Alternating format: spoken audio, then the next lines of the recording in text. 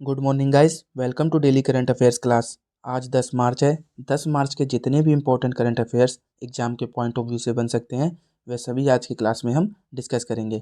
अगर आपको इस क्लास की पीडीएफ चाहिए तो आप हमारे टेलीग्राम चैनल को ज्वाइन कर सकते हैं। वहाँ से आपको पीडीएफ मिल जाएगी। टेलीग्राम चैनल का लिंक डिस्क्रिप्शन में है। आइए शुरू करते हैं। आज का हमारा पहला क्वेश्चन है, हाल ही में स्लाइस ने किसे अपना नया ब्रांड एम्बेसडर बनाया है? तो ये बनाया है नयनतारा को। ऑप्शन ए सही होगा। ब्रांड एम्बेसडर से रिलेटेड और भी क्वेश्चंस हैं, उसे देख लेते हैं। तो स्वराज ट्रैक्टर्स के ब्रांड एम्बेसडर कौन है? M S Dhoni. M S Dhoni Jio mart, Lays, SBI के भी ब्रांड एम्बेसडर हैं। चुनाव आयोग ने नेशनल आइकन किसे बनाया है? तो ये बनाया है सचिन तेंदुलकर को। लेटेस्ट जो है वो है राजकुमार राव। ये किस लिए बनाया है? तो युवा को वोट की ओर जागरूक करने के लिए। महाराष्ट्र सरकार ने मौखिक स्वच्छता अभियान के लिए स्माइल एम्बेसडर बनाया। किसे? सचिन सचिन तेंदुलकर को। सेवलॉन इंडिया ने दुनिया का पहला हैंड एम्बेसडर बनाया। किसे? सचिन तेंदुलकर को। इन्फोसिस ने ब्रांड एम्बेसडर बनाया है। तो ये दो दो लोगों को बनाया है। ये दोनों बैडमिंटन खिलाड़ी हैं। एक पोलैंड के ईगा स्विटेक और एक स्पेन के राफेल नडाल। बीपीसीएल के ब्रांड एम्बेसडर हैं Rahul Dravid. ICC World Cup 2023 India के ब्रांड एम्बेसडर कौन थे? शाहरुख खान। यूनिसेफ इंडिया ने बाल अधिकारों के लिए राजदूत तो ये बनाया है आयुष्मान खुराना। त्रिपुरा पर्यटन, ड्रीम मस्ट गो और बंधन बैंक के ब्रांड एम्बेसडर कौन है? सौरभ गोंगली। सौरभ गोंगली वेस्ट बंगाल के भी ब्रांड एम्बेसडर हैं। Smriti Mandhana Gulf of India और गूवी की ब्रांड एम्बेसडर हैं। रवि शास्त्री फैन कोड के ब्रांड एम्बेसडर हैं। और लुब्रिकेंट ब्रांड मूवी के ब्रांड एम्बेसडर कौन है? ऋतिक रोशन। पूमा इंडिया के Mohammad Shami. Edutech startup Henry Harvin education के ब्रांड एम्बेसडर चेतन भगत और बिस्लेरी के दीपिका पादुकोण है। ये सभी इंपॉर्टेंट ब्रांड एम्बेसडर थे। इसे रिवाइज करा दिया है और आगे देखते हैं अगला क्वेश्चन। हाल ही में किसने इंडिया यूके अचीवर्स ऑनर्स जीता है? तो ये जीता है जोया अख्तर और असमा खान ने। तो इसका ऑप्शन सी सही होगा। कुछ इंपॉर्टेंट पॉइंट्स हैं, उसे देख लेते हैं। तो शशि थरूर को फ्रांस के सर्वोच्च नागरिक सम्मान सेवेलियर डे ला लीजेंडी हॉल से सम्मानित किया गया। इसे प्रधानमंत्री मोदी जी को भी इस सम्मान से सम्मानित किया जा चुका है। 17वें बाफ्टा अवार्ड्स 2024 में सर्वश्रेष्ठ फिल्म अवार्ड ओपेन हाइमर ने जीता है। 58वां ज्ञानपीठ पुरस्कार किसे मिला है? तो ये दो लोगों को, उर्दू कवि गुलजार और जगत गुरु रामभद्राचार्य जी को ये पुरस्कार मिला है। रामभद्राचार्य जी को संस्कृत के लिए। केपीपी नामबियार पुरस्कार से एस सोमनाथ को सम्मानित किया गया। एस सोमनाथ कौन है? तो ये इसरो के चेयरमैन है। अगला क्वेश्चन देखते हैं। स्नातक छात्रों के लिए एचएसबीसी इंडिया के बिजनेस केस कार्यक्रम का फोकस क्या है? तो इसका ऑप्शन बी सही होगा। विद्यार्थियों में नेतृत्व कौशल का विकास करना। इसके कुछ पॉइंट्स हैं, वो देख लेते हैं। यह कार्यक्रम का 10वां संस्करण है जिसे विशेष रूप से स्नातक छात्रों के लिए डिजाइन किया गया है। कार्यक्रम में पूरे भारत के 72 स्नातक महाविद्यालयों के 3100 से अधिक छात्रों ने भाग लिया। मुंबई में आयोजित अंतिम राष्ट्रीय दौर में H S B C Asia Pacific business के इस कार्यक्रम में भाग लेने के लिए 2 टीमों का चयन किया गया था। इस कार्यक्रम का उद्देश्य क्या था? तो टीयर 2 और टीयर 3 शहरों में संस्थानों में समावेशन पर जोर देते हुए नौकरी के लिए तैयार कौशल विकसित करना। अगला क्वेश्चन देखते हैं। हाल ही में आईएए गोल्डन कंपास अवार्ड पाने वाले पहले भारतीय कौन बन गए हैं? तो ये बने हैं श्रीनिवासन स्वामी। श्रीनिवासन स्वामी कौन है? तो एक मार्केटिंग सर्विस कंपनी है आर के स्वामी, उसके सीएमडी है। यह अवार्ड इन्हें क्यों मिला? तो ये मिला है मीडिया के क्षेत्र में और मार्केटिंग के क्षेत्र में उत्कृष्ट योगदान के लिए। ये पुरस्कार कहाँ पर मिला है इन्हें? तो मलेशिया के पेनुंग जो अभी 45वां आईए वर्ल्ड कांग्रेस का आयोजन हुआ था। आईए की फुल फॉर्म क्या है? तो इंटरनेशनल एडवर्टाइजिंग एसोसिएशन। इसके ऑप्शन देखते हैं। डॉक्टर प्रदीप महाजन, तो इन्हें महाराष्ट्र भूषण पुरस्कार से सम्मानित किया गया था।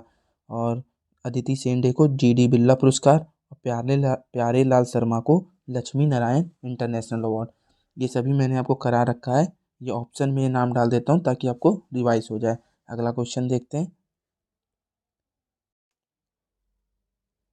हाल ही में वर्ल्ड बैंक द्वारा जारी महिला व्यवसाय और कानून सूचकांक 2024 में भारत कौन से स्थान पर है? तो भारत है 113वें स्थान पर। 74.4% स्कोर के साथ भारत को ये रैंक मिली है। और इसमें कितने देश हैं टोटल? 190 देशों में 113 नंबर पर है भारत।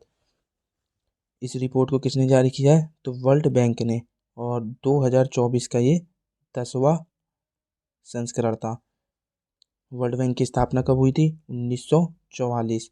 हेडक्वार्टर कहाँ पर है? वॉशिंगटन डीसी में। और वर्ल्ड बैंक के प्रेसिडेंट कौन है? अजय बांगा। आपको और इंडेक्स है ये रिवाइज करा देता हूँ। तो करप्शन परसेप्शन इंडेक्स 2023 में भारत की रैंक क्या थी? 93। पहले नंबर पे था डेनमार्क। ट्रांसपेरेंसी इंटरनेशनल ने यह इंडेक्स जारी किया था। स्वच्छ सर्वेक्षण 2023 इंदौर और सूरत। अच्छा, 1 लाख से कम आबादी में शासावत तो महाराष्ट्र सबसे स्वच्छ छावनी बोर्ड में छावनी बोर्ड राज्यों में अगर कहेगा महाराष्ट्र, मध्य प्रदेश और छत्तीसगढ़। सबसे स्वच्छ गंगा शहर वाराणसी और प्रयागराज। सफाई मित्र शहर कौन था? चंडीगढ़। हिम तेंदुआ रिपोर्ट 2023 के अनुसार 718 तेंदुए मैक्सिमम कहाँ है? लद्दाख में 477 और मिनिमम है जम्मू कश्मीर में 9। Tom Tom traffic index ranking 2023 में सबसे ज़्यादा ट्रैफिक कहाँ लगता है? लंदन में। और छठे नंबर पे बेंगलुरु का नाम था। लोकतंत्र सूचकांक 2023 इंडिया था 41 नंबर पे और नॉर्वे इसमें फर्स्ट नंबर पे था। अगला क्वेश्चन देखते हैं। हाल ही में किस राज्य पुलिस ने ऑपरेशन कामधेनु शुरू किया है? तो यह शुरू किया है जम्मू एंड कश्मीर ने। मवेशी तस्करी को रोकने के लिए यह ऑपरेशन पुलिस के द्वारा चलाया गया है। और कुछ इम्पोर्टेंट ऑपरेशंस हैं, उसे आपको रिवाइज करा देता हूँ। तो ऑपरेशन करुणा चक्रवात प्रभावित म्यांमार की सहायता के लिए यह ऑपरेशन चलाया गया था। ऑपरेशन गंगा यूक्रेन में फंसे भारतीयों को वापस लाने के लिए। ऑपरेशन देवी शक्ति अफगानिस्तान में फंसे भारतीयों को वापस लाने के लिए। ऑपरेशन दोस्त तुर्की प्लस सीरिया में आए भूकंप में मदद के लिए। ऑपरेशन कावेरी कावेरी युद्धग्रस्त सूडान से अपने नागरिकों को निकालना। 1984 में सियाचिन में विजय पाने के लिए ऑपरेशन मेघदूत चलाया गया था। जम्मू कश्मीर में आतंकवादियों को मारने के लिए ऑपरेशन ऑल आउट। हैदराबाद को भारत में मिलाने के लिए 1948 में ऑपरेशन पोलो चलाया गया था। एनआईए ने देश भर में आतंकवादियों, गैंगस्टरों और ड्रग्स तस्करों के नेटवर्क को खत्म करने के लिए कौन सा ऑपरेशन चलाया था? तो ऑपरेशन ध्वस्त। एनआईए नेशनल इन्वेस्टिगेशन एजेंसी ने। उत्तराखंड पुलिस ने ऑपरेशन मर्यादा चलाया। अगला क्वेश्चन देखते हैं।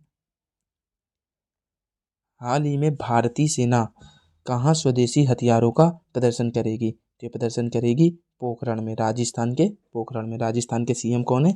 भजनलाल शर्मा। और वहाँ के गवर्नर कौन है? कलराज मिश्रा। अगला क्वेश्चन देखते हैं।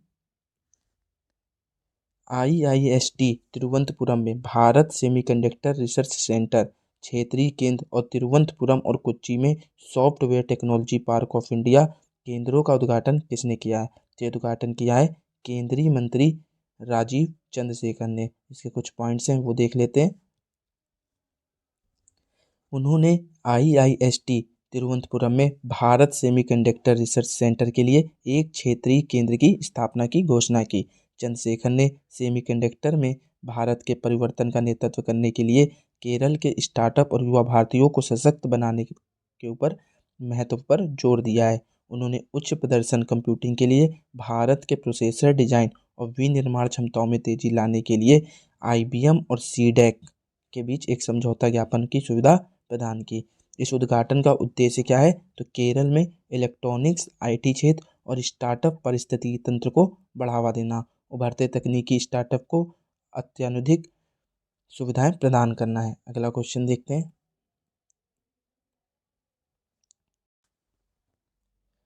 लोम्बोक इंडोनेशिया के तट पर दुनिया का पहला बड़े पैमाने पर यंत्रीकृत उष्णकटिबंधीय समुद्री शैवाल फार्म किसने लॉन्च किया है? तो ये किया है C6 एनर्जी ने।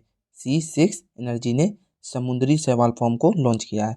तो इसके कुछ पॉइंट्स हैं वो देख लेते हैं। तो लोम्बोक आइलैंड के पास स्थित यह फार्म 1 वर्ग किलोमीटर में फैला है। यह उपलब्धि टिकाऊ उष्णकटिबंधीय समुद्री शैवाल की खेती की मापनीयता स्थापित करने के लिए महत्वपूर्ण है। समुद्री शैवाल फार्म का लक्ष्य जैव उर्वरक, बायोप्लास्टिक्स का उत्पादन करना और नवीकरणीय रसायनों और ईंधन पर अनुसंधान जारी रखना है। अगला क्वेश्चन देखते हैं। 2024 प्रीतजकर पुरस्कार किसने जीता, जिसे अक्सर वास्तुकला का नोबेल कहा जाता है? तो यह है जापान के रिकेन यामामोटो। इसके पॉइंट्स देख लेते हैं। रिकेन यामामोटो ने 2024 प्रीतजकर पुरस्कार जीता। ये नवे जापानी बन गए हैं जिन्होंने ये पुरस्कार जीता। उनका लक्ष्य है आधुनिक शहरों में निजी और साझा स्थानों के बीच प्रवाही सीमा को फिर से शुरू करना। यामामोटो ने 50 साल पहले जापान के योकोहामा में अपने आर्किटेक्चर फर्म की स्थापना की थी। अगला क्वेश्चन देखते हैं। हाल ही में किस देश ने सस्टेनेबल सिटी के भीतर नए कला और सांस्कृतिक गंतव्य इमर्सी का शुभारंभ किया है? ये किया है यूएई ने। इसका पॉइंट्स देख लेते हैं। यह स्थान घटनाओं, प्रदर्शनियों और गतिविधियों के लिए एक अनूठी पृष्ठभूमि प्रदान करता है, जिसका उद्देश्य क्या है? आगंतुकों को शामिल करना और उन्हें स्थिरता आंदोलन में सक्रिय भागीदार बनने के लिए प्रोत्साहित करना। यूएई की कैपिटल क्या है? तो अबू धाबी। यहाँ करेंसी कौन सी चलती है? दिरहम। यहाँ के प्राइम मिनिस्टर कौन है? मोहम्मद बिन राशिद अल मखदूम। आगे देखते हैं। तो दोस्तों ये थे आज के इम्पोर्टेंट करंट अफेयर्स। अगर आपको क्लास पसंद आई हो तो वीडियो को लाइक कीजिएगा, सब्सक्राइब कीजिएगा और शेयर कीजिएगा। और ये रहा आपका लास्ट क्लास में पूछा हुआ क्वेश्चन, इसका आंसर मैं देता हूँ। तो जनजातीय गांवों को इंटरनेट सेवाओं से जोड़ने के उद्देश्य से केंद्र सरकार ने किस संगठन के साथ साझेदारी की है? तो इसरो के साथ साझेदारी की है। इसरो के चेयरमैन कौन है? एस सोमनाथ।